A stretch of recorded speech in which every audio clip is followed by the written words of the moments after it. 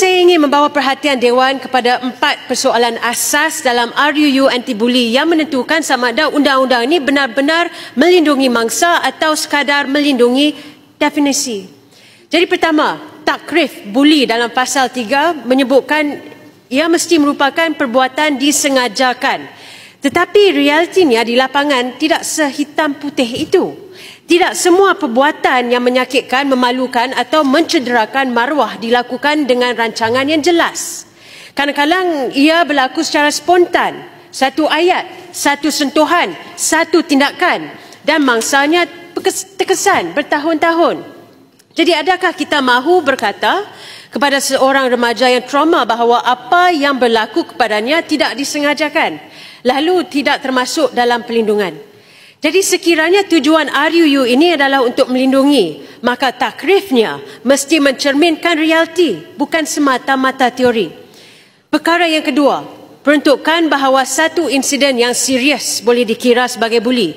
Tetapi apakah makna serius? Adakah ia melibatkan kecederaan? Adakah ia melibatkan ancaman? Adakah ia bergantung kepada budi bicara pegawai? Tanpa garis panduan yang jelas, merentasi KPM, KBS, JKM dan semua institusi pendidikan, kita sering membuka pintu kepada tafsiran yang berbeza-beza. Dan apabila tafsiran berbeza, mangsa yang menjadi mangsa sekali lagi, tapi kali ini kepada kekeliruan institusi. Perkara yang ketiga, skop mangsa dalam pasal 2 dan 29.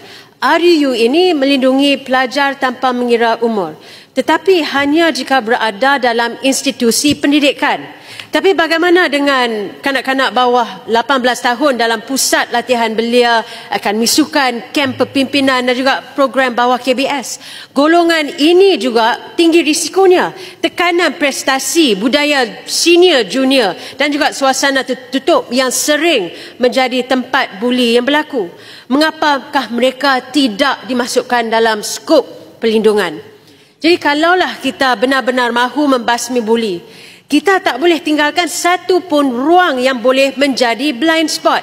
Jadi di sini saya ingin membangkitkan 4 soalan. Soalan pertama, adakah kerajaan bersedia memperluaskan takrif buli di bawah pasal 3 supaya ia turut merangkumi insiden spontan ataupun impulsif yang tetap menyebabkan kemudaratan fizikal ataupun emosi kepada mangsa?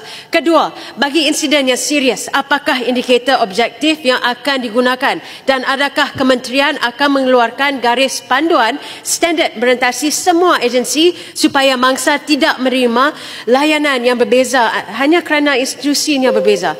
Ketiga, untuk kanak-kanak bawah 18 tahun ke bawah, di bawah KBS, termasuk Akademi Sukan dan juga Pusat Latihan Belia, mengapa mereka tidak termasuk dalam definisi mangsa? Adakah kerajaan bersedia memperluaskan perlindungan RUU ini agar tiada seorang pun yang tercicir daripada perlindungan? Dan akhirnya yang keempat, dalam menangani buli digital yang kian agresif dan canggih, apakah kerjasama antara kementerian dengan platform sosial utama untuk memastikan laporan segera dan juga penghapusan kandungan yang memudaratkan? Puan Yang di-Pertua, saya berjuang menentang buli kerana saya pernah melihat bagaimana ia memusnahkan masa depan dari sekolah hinggalah ke Dewan ini.